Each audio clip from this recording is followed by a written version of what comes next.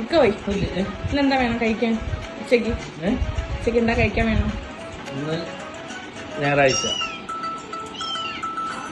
സാധാ ചോറ്, ചിക്കൻ വരട്ടിയത് കണക്ക് വെക്കണം. അതായത് ചാറ് കൂടുതൽ വരുന്നത്, സെമി ഗ്രേവി ടൈപ്പ് ആയാലും മതി. ഒരുപാട് ഡ്രൈ ആയാലും കുഴപ്പമില്ല, സെമി ഗ്രേവി ടൈപ്പ്.